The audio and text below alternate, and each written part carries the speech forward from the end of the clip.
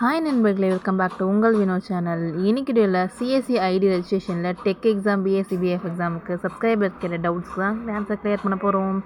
நம்ம வீடியோ நீங்கள் first time பார்க்குறீங்க அப்படின்னா மறக்காம சப்ஸ்கிரைப் பண்ணிட்டு பக்கத்தில் பெல் பட்டனை கிளிக் பண்ணி வச்சுக்கோங்க. அப்போ தான் நான் போகிற நோட்டிஃபிகேஷனில் காட்டும். டவுட்ஸ் இருந்தாலும் மறக்காம வந்து கமெண்ட்டில் சொல்லுங்கள். வாங்க வீடியோ கலப்பலாம்.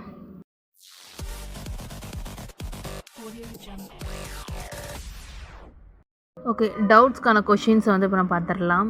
இப்போ ஃபர்ஸ்ட் என்ன பார்க்க போகிறோம் அப்படின்னா, டெக் எக்ஸாமுக்கு லேப்டாப் கொண்டு போய் எழுதணுமா இல்லை வீட்டில் எழுதலாமா அப்படின்னா, நீங்கள் வந்து வீட்டிலே எழுதிக்கலாம். இது வந்து சென்டர்லாம் கிடையாது. டெக் எக்ஸாம் மட்டும் நீங்கள் வந்து லேப்டாப் வச்சு வீட்டிலே எழுதிக்கலாம். சென்டர் போய் எழுதணும் கிடையாது.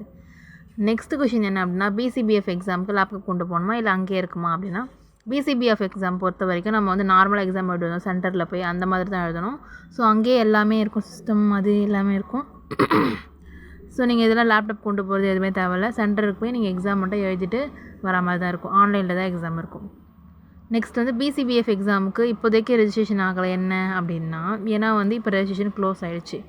நெக்ஸ்ட் ரெஜிஸ்ட்ரேஷன் எப்போ ஓப்பன் ஆகும்னா 27 டிசம்பர்லேருந்து 10th ஜனவரி வரைக்கும் இருக்க எக்ஸாமுக்கு 27 டிசம்பரில் ஓப்பன் ஆகும். நெக்ஸ்ட்டு பிசிபிஎஃப் எக்ஸாமுக்கு இப்போ எழுதலைன்னா நெக்ஸ்ட் வீடியோ எழுதலாமா அப்படின்னா, ஆமாம் 27 டிசம்பருக்கு நீங்கள் எழுத வேணாம்னு நினச்சிங்கன்னா நெக்ஸ்ட்டு என்ன அப்படின்னு 23rd ஜனவரியில் வந்து ரெஜிஸ்ட்ரேஷன் ஓப்பன் ஆகும். அப்போ நீங்கள் என்ன பண்ணிக்கலாம், எழுதிக்கலாம். அந்த எக்ஸாம் உங்களுக்கு வந்து மார்ச்சில் நடக்கும். நெக்ஸ்ட் என்ன அப்படின்னா, பிசிபிஎஃப் எக்ஸாமுக்கு பேமெண்ட் பண்ணால் சிஎஸ்ஐடிக்குள்ளே போகுது அப்படின்னா, இந்த ரெஜிஸ்ட்ரேஷன் பொறுத்த வரைக்கும் 2 டைம் பண்ணலாம். என்னென்ன அப்படின்னா, நீங்கள் சிஎஸ்ஐடி லாகினில் பண்ணிக்கலாம். அது இல்லை அப்படின்னா ஐஐபிஎஃப் எக்ஸாம் அப்படின்ற அந்த வெப்சைட்லேயே நீங்கள் என்ன பண்ணிக்கலாம், அப்ளை பண்ணிக்கலாம். பட் சிஎஸ்சி ஐடிக்குள்ளே போகணும் அப்படின்னா, ஆல்ரெடி சிஎஸ்சி சென்டர் வச்சுருப்பாங்க பார்த்தீங்களா, அவங்ககிட்ட சொன்னீங்க அப்படின்னா அவங்களுடைய வெப்சைட் லாகின் மூலமாக உங்களுக்கு வந்து பேமெண்ட் பண்ணியும் அந்த எக்ஸாமுக்கு அப்ளை பண்ணியும் தருவாங்க. நிறைய பேர் பண்ணுவாங்க, டவுட்டு தான். பட் ட்ரை பண்ணி பாருங்கள், கிடச்சா வந்து சூப்பர் தான். நெக்ஸ்ட் வந்து பிசிபிஎஃப் எக்ஸாமுக்கு புக் ஆன்லைனில் பிடிஎஃப்பில் கிடைக்குமா அப்படின்னு கேட்டிருக்கீங்க.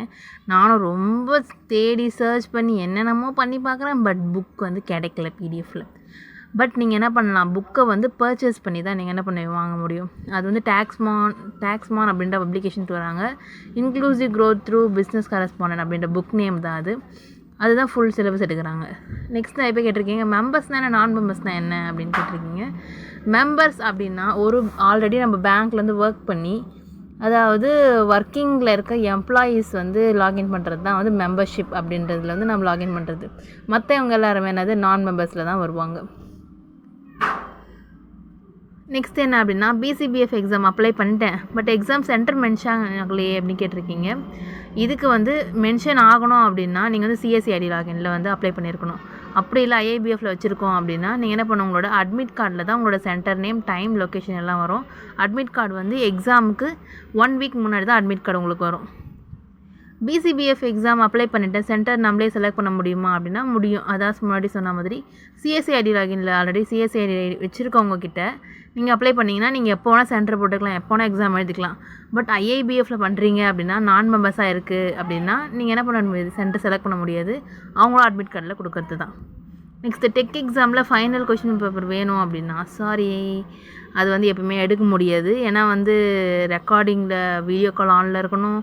அதே மாதிரி எல்லாமே ஆனில் இருக்கிறதுனால எங்களால் வந்து ரெக்கார்ட் பண்ணி இதுதான் சொல்ல முடியாது. பட் அசஸ்மெண்ட்டு ஆன்சருக்கே ஆல்ரெடி நான் கொடுத்துருக்கேன். அதுபடி நம்ம என்ன பண்ணலாம், 50% வந்து எக்ஸாம் எழுதிடலாம்.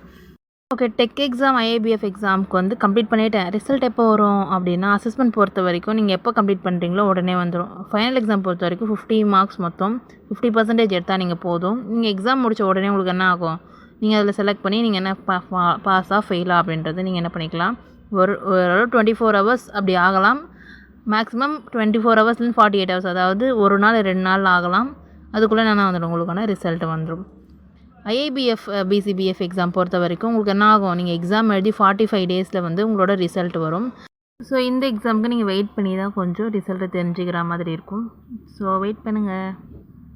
நெக்ஸ்ட் என்ன அப்படின்னா, ஐஏபிஎஃப் பிசி எக்ஸாம் இன்ஸ்ட்ரக்ஷன் சொல்லுங்கள், ஃபர்ஸ்ட் டைம் எழுத போகிறேன் அப்படின்னு சொல்லி கேட்டிருக்கீங்க.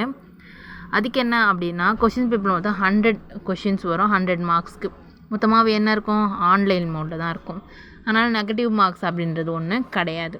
ஸோ நெகட்டிவ் மார்க்ஸ் இல்லை அப்படின்னாலும் நம்மளுக்கு என்னது, ஒரு பாசிட்டிவ் தான்.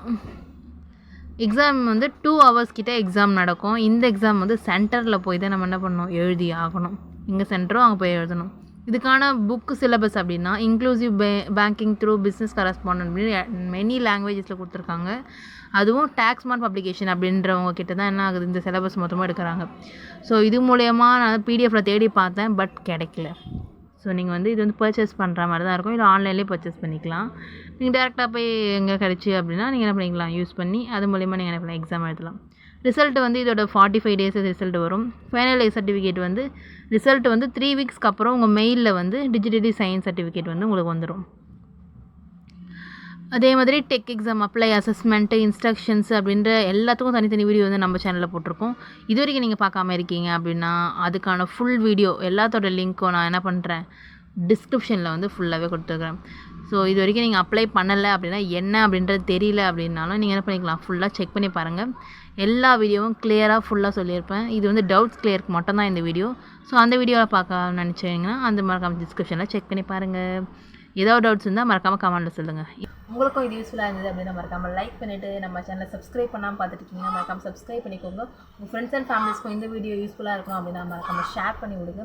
நெக்ஸ்ட் ஒரு புதிய சந்திக்கிறேன். அன்டில் தென் பை ஃப்ரம் உங்கள் வினோ.